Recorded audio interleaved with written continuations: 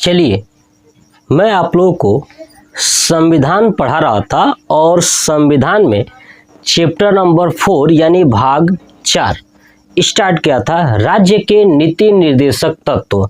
मैं बताया था कि राज्य के जो नीति निर्देशक तत्व क्या है, इसमें कहाँ से कहाँ अनुच्छेदों का वर्णन है, मतलब कि 36 से लेकर के 51 तक यानी 36 से 51 तक अनुच्छेदों का वर्णन किया गया है राज्य के नीति निर्देशक तत्वों में, जिसमें से मैं 36 से लेकर के 43 तक है ना बता चुका हूं। उसका एक वीडियो मैंने अपलोड कर दिया है, आप लोग जरूर देखिएगा। उसमें आपको पता चलेगा कि अगर हमें सरकार फ्री राशन देना बंद कर दे तो क्या हम सरकार के ऊपर केस कर सकते हैं, या हमें विकलांग पेंशन, ठीक है, यानी जो विकलांग है उनकी बात कर रहा हूँ, विधवा पेंशन या अन्य जितनी भी तरह की पेंशन सरकार देती है, अगर क्या बंद हो जाए तो क्या आप केस करोगे कि नहीं करोगे, ये सब राज्य के नीति निर्देशक तत्व में ऑलरेडी बता चुका हूँ। तो चलिए अब हम लोग देखते हैं आर्टिकल 44। देखिए आर्टिकल 44 क्या कहता है, समान सिविल संहिता, मतलब कि सबके लिए जो नियम और कानून है वो समान होगा, चाहे वो किसी भी धर्म का अगर कोई व्यक्ति है, चाहे वो हिंदू हो, चाहे मुस्लिम हो, चाहे सिख, ईसाई, किसी भी धर्म का अगर कोई व्यक्ति है, अगर कोई गलती करता है तो यह राज्य का कर्तव्य है कि सबके लिए समान सिविल संहिता यानी समान नियम बनाए। जैसे आपने देखा होगा एक चीज कि जब क्या होता है, मुस्लिमों में क्या होता था कि शादी के बाद जो है कि जब तलाक हो जाती थी तो पत्नियों को छोड़ दिया जाता था तलाक देकर, ठीक है।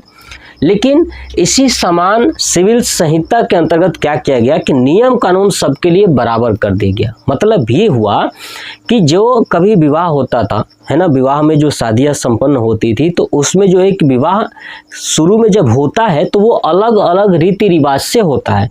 जैसे हिंदू के लिए अलग, मुस्लिम अपने तरीके से करते हैं, हिंदू अपने तरीके से करते हैं, अन्य धर्म वाले अपने अपने तरीके से करते हैं। तो ये विवाह की जो रीति रिवाज है वो अलग अलग जरूर हो सकती हैं, लेकिन जब अंतिम यानी जब आपको छोड़ना होगा, तलाक की बात आती है, तो जब तलाक होता है तो आपने देखा होगा कि सभी के लिए वो एक जैसे ही नियम है। यानी आपको जो गवर्नमेंट की रूल्स है आपके ऊपर केस होता है, जो पुरुष मतलब कि जो महिला होती है वो केस कर देती है कि उसको प्रताड़ित किया जा रहा है, चाहे जो भी हो, तो वो केस किया जाता है। तो वो ऐसा नहीं है कि केवल एक ही धर्म में होता है ना, यानी वो सभी धर्म में वही नियम है। ऐसा नहीं कि हिंदू धर्म वाले केस कर पाएंगे तो मुस्लिम वाले केस नहीं कर पाएंगे, या सिख वाले केस नहीं कर पाएंगी जो महिलाएं हैं। मतलब सभी धर्म की जो महिलाएं हैं वो केस कर सकती हैं, मतलब कि उनको समान नियम कानून दिया गया है। तो वही है समान सिविल संहिता, ठीक है। देखिए शादी का जो रीति रिवाज था अलग था, लेकिन तलाक सबके लिए एक जैसे ही तलाक का नियम कानून बनाया गया है।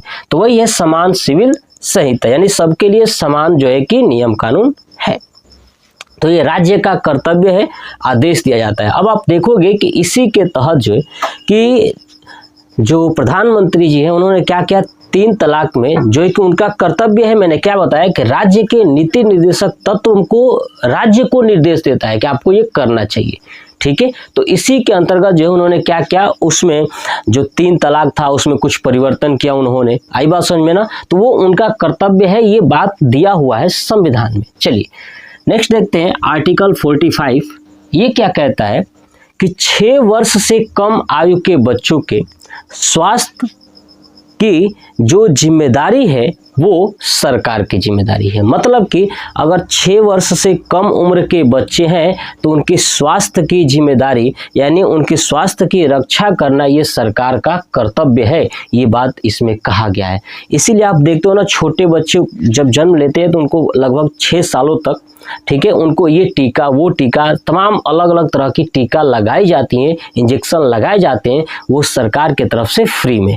इसीलिए कहा गया ये आर्टिकल 45 यही कहता है कि 6 वर्ष से कम उम्र के बच्चों को उसकी स्वास्थ्य की जिम्मेदारी यानी स्वास्थ्य की रक्षा करना ये सरकार का कर्तव्य है। और साथ ही साथ 6 से 14 वर्ष के बच्चों को निःशुल्क शिक्षा देना भी सरकार का कर्तव्य है। ठीक है, तो ये देखिए सरकार को ये आदेश भी देता है ये राज्य के नीति निर्देशक तत्व कि आपको ये काम करना ही करना है। लेकिन मैं बता चुका था कि अगर सरकार ऐसा नहीं करती है तो आप कोर्ट में भी नहीं जा सकते हो। मान लीजिए कि 6 वर्ष से कम उम्र के बच्चों के लिए जो फ्री टीका आता है अगर वो सरकार नहीं लगवाती है तो क्या हम उसके ऊपर केस करेंगे? हो ही नहीं सकता। सरकार अगर निःशुल्क शिक्षा नहीं देती है तो क्या केस करेंगे?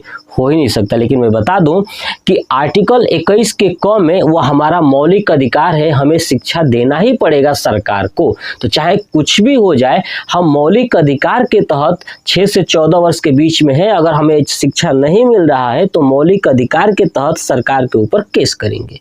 लेकिन यहाँ पे कर्तव्य में भी दिया गया है राज्य के कर्तव्य को कि भैया 6 से 14 वर्ष के बच्चों को आपको निःशुल्क शिक्षा देना ही पड़ेगा, उसको आदेश दिया जा रहा है। ठीक है, चलिए नेक्स्ट आता है 46। ये कहता है कि ओबीसी, एससी और एसटी वालों को विशेष आरक्षण दिया जाएगा। देखिए जितने भी ओबीसी हैं, एससी है और एसटी वाले हैं उनको विशेष आरक्षण ये 46 कहता है। तो इसी आरक्षण के तहत जो है ना कि ओबीसी, एससी और एसटी वालों को आरक्षण दिया गया है, क्योंकि ये राज्य के नीति निर्देशक तत्व में ही ये बात कहा गया है। ठीक है, नेक्स्ट आता है आर्टिकल नंबर 47 है ना। ये कहता है कि पोषाहार, ठीक है, पोषाहार भोजन उपलब्ध कराना, ठीक है, शराब पर प्रतिबंध, नशीली दवाई पर रोक लगाना ये सरकार का कर्तव्य है। ठीक है, जो सरकार करती है कि क्या करती है, जैसे पोषाहार जो भोजन होते हैं, ठीक है, तो जैसे मान लीजिए कि छोटे बच्चों को दरिया दिया जाता है, तो दरिया अगर वो अच्छी क्वालिटी का ना हो तो उस बच्चों के स्वास्थ्य पर प्रभाव पड़ता है। इसलिए जो दरिया दिया जाता है छोटे बच्चों को, सरकारी विद्यालय में जो भोजन दिया जाता है वो पोषाहार होना चाहिए। ये सरकार को निर्देश दिया जाता है इस आर्टिकल के थ्रू कि आपको एकदम अच्छा भोजन, अच्छी क्वालिटी का भोजन उपलब्ध कराना है। लेकिन आजकल देख रहे हो ना कि जितने भी सरकारी विद्यालय है सब खाना खिचड़ी है ना, या 2-4 कुछ अलग बनाएंगे वो भी नहीं बनाएंगे। जहाँ दूध है वहाँ दूध नहीं मिलता है, जहाँ फल फूल है वो भी नहीं मिलता है। सब जो है कि ग्राम प्रधान से लेकर के प्रधानाध्यापक तक सब जो है कि घपला कर जाते हैं। ठीक है, वही हाल यहाँ पे है। लेकिन ये सरकार का कर्तव्य है, सरकार को निर्देश दिया जाता है कि आपको भोजन जो भी दोगे ना वो पोषाहार ही होना चाहिए। दूसरी चीज, आप शराब पर प्रतिबंध लगाओगे, ये सरकार को निर्देश दिया जाता है। लेकिन अगर सरकार जो है कि शराब पर प्रतिबंध नहीं लगाएगी तो क्या हम केस कर पाएंगे? नहीं हो पाएगा। आपको समझ में आ रहा है ना। नेक्स्ट, नशीली दवाई, यानी ऐसी दवाइयाँ जो मार्केट में हो, जो नशा करती हो, उन पर भी सरकार को रोक लगाना चाहिए, ये उसे कह रहा है। ठीक है, और सरकार इस पर रोक लगाती है, नशीली दवाइयों पर रोक लगाती है। कुछ नशीली दवाई इतने हद तक पहुंच चुकी है कि अब उस पर रोक लगाना मुश्किल है, लेकिन रोका जा सकता है। जिस कंपनी से ये उत्पन्न हो रही है ना, उस कंपनी को बंद करके रोकी जा सकती है। ठीक है, लेकिन सरकार इस पर कोई नियंत्रण, कोई काम वगैरह नहीं करती है, क्योंकि उनको इसी से फायदा है, इसमें ज़्यादा प्रॉफिट है ना। शराब में देखिए ना कितना प्रॉफिट है, बच्चों को अच्छा भोजन न दो तो भी प्रॉफिट है, कितना अच्छा प्रॉफिट है। न रहेगा कोई, न पढ़ेगा, न ही कोई अपने हक की मांग करेगा।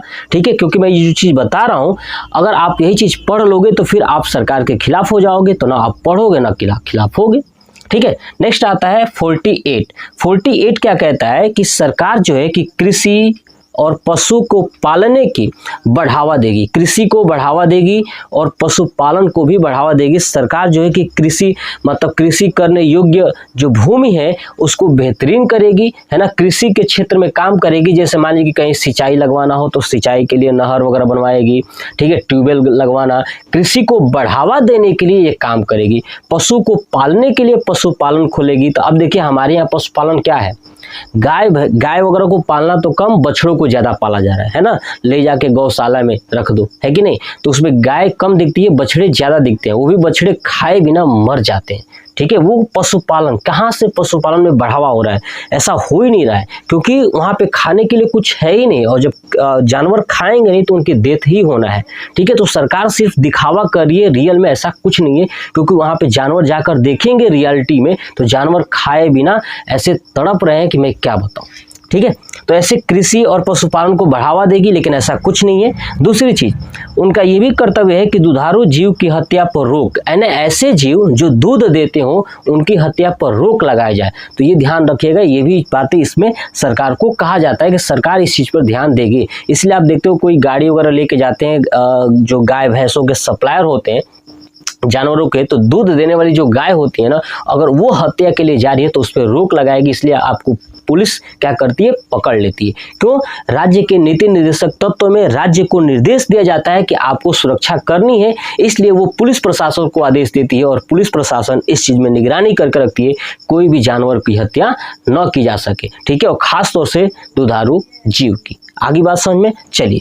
अब पशुपालन में भी आ जाता है वही। अब भाई पशुओं को पालने के लिए कहा गया है, ठीक है, कहा ही नहीं गया है कि किसी भी पशु की हत्या करनी है, इसमें कहा ही नहीं गया, केवल पशुपालन को बढ़ावा देना है। तो आप कोई भी जानवर लेके जाते हो, है ना, बीफ वाले में, ठीक है, तो वहाँ पे देखते हैं ना, वहाँ पे क्या होती है, पुलिस प्रशासन जो है रहती है, ठीक है, लेकिन फिर भी राज्य का कर्तव्य है, वो करे या न करे हम कुछ कर नहीं सकते। चलिए 48 का क, ठीक है, ये क्या कहता है कि पर्यावरण, ठीक है, वन के अंदर रहने वाले जीव यानी वन्य जीव और वन की रक्षा जो है कि सरकार करेगी। सरकार का ये कर्तव्य होगा कि पर्यावरण की रक्षा करे, वन के अंदर रहने वाले जीवों की रक्षा करे और वन की रक्षा करे। तो इसलिए वन्य जीव अभयारण्य भी खुला हुआ है, उसके तहत सरकार क्या करती है, जीवों की रक्षा करती है, ठीक है। जो ऐसे जीव जो वन के अंदर रहते थे, वन के अंदर रहते थे, उनकी रक्षा करना सरकार का कर्तव्य है। ये आर्टिकल 48 का क कहता है। आई बात समझ में। नेक्स्ट आता है 49, राष्ट्रीय स्मारकों की रक्षा करना।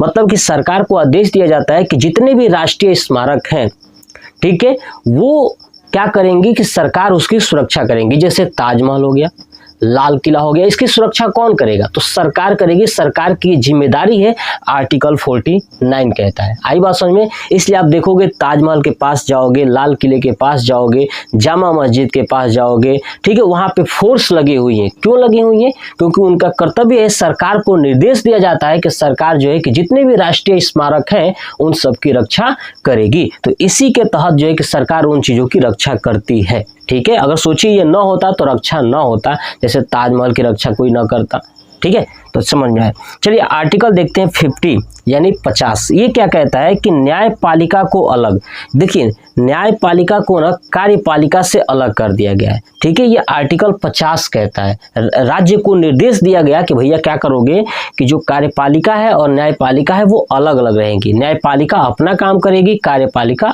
अपना काम करेंगी। लेकिन यहाँ पे कुछ मामलों में सही भी है और कुछ मामलों में उल्टा है। यहाँ पे क्या है कि कार्यपालिका ही न्यायपालिका का काम कर रही है, मतलब सरकार खुद नियम बना करके, है ना, नियम जो है कि खुद ही तोड़ दे रही है, यानी वो कार्यपालिका और न्यायपालिका दोनों का काम कर रही है, ठीक है। समझ में आ गया। यहाँ पे कुछ हद तक ऐसा चल ही रहा है, आप लोग देख भी रहे हो, ठीक है। तो ये हो गया, ठीक है। तो न्यायपालिका को क्या रखा जाएगा, कार्यपालिका से अलग रखा जाएगा, आर्टिकल 50 कहता है। उसके बाद आता है लास्ट आर्टिकल, आर्टिकल नंबर 51। ये कहता है अंतरराष्ट्रीय